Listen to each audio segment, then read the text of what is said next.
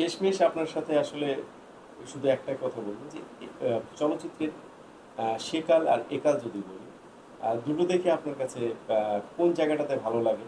এবং বর্তমানে তো আসলে আপনি জায়গা থেকে ফিল্ম থেকে সরে আছেন, কোনো জায়গায় হয়তো সম্পৃক্ত নাই, সেই অনুভূতিটা যদি আমাদের একটু বলতেন। ফিল্মের তো স্বর্ণযুগ গেছে, ওই 90 দশক এই শেষ হয়ে গেছে। এর আগেরটা ছিল স্বর্ণযুগ। এখন যে অবস্থা, ফিল্ম শেষ, এখন ফিল্ম তেমন একটা হয়ই না, হল নাই, সিনেমা হল নাই। এখন চলচ্চিত্র আদৌ থাকে কি না জি। ভবিষ্যতে, এই ব্যাপারে আমি সন্দিহান। কিছুতেই আমার মনে হয় থাকবে না, কারণ মোবাইল টিপ দিয়ে সব কিছু পাওয়া যায়। তাছাড়া আস্তে আস্তে যে সমস্ত সিনেমা হলগুলো আসে, বিলোপ হয়ে গেছে, এরাও দেখে যে এইভাবে টিকে থাকা সম্ভব না। ভবিষ্যতে কয়টা হল থাকে আমার মনে হয় শেষ পর্যন্ত এটা বিলুপ্ত হয়ে যেতে পারে, যদি গভর্নমেন্ট কোনো ইনিশিয়েটিভ না নেয়। একমাত্র পারে সরকার এটাকে পরিবর্তন করার জন্য ভালো একটা অবস্থানে নেওয়ার জন্য। ভালো অবস্থান না নিলেও এটা যেন বেঁচে থাকে সেই ব্যবস্থা করছে। সেই ব্যবস্থা একমাত্র সরকার পারে। এটা সাধারণ প্রযোজক বা আমাদের যতই পরামর্শ, ভালো পরামর্শ থাকুক, এগুলো কোনো কাজ আসবে না।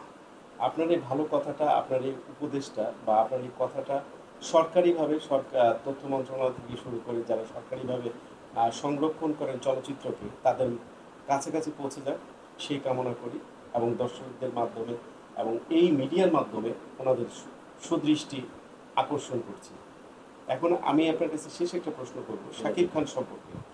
যে শাকিব খান ফিল্মে আজকে স্টার, কোনো না কোনোভাবে হয়তো জানতে পেরেছে যে শাকিব খান কি প্রথমেই আপনাদের কাছে আসে যে দেখাচ্ছি যেই ছেলেটাই হিরো হবে, এই শাকিব খানের যে আমরা ডান্স ডিরেক্টর, নৃত্য পরিচালক আজিজ রেজার কথা বলি, সেই জায়গাটা কি আপনার মনে পড়ে আজকে যে কেমন ছিল বা হ্যাঁ, মনে পড়ে।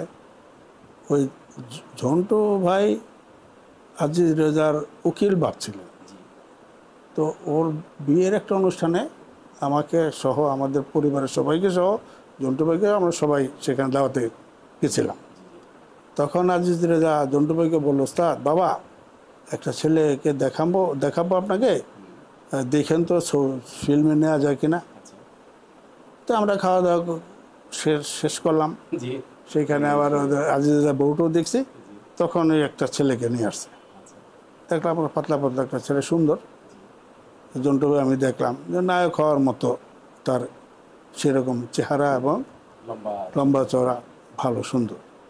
এরপরে আস্তে আস্তে করে এই চলচ্চিত্রে ঢোকে, তো জন্টু ভাই অনেক ছবিতে তাকে সুযোগ দিছে।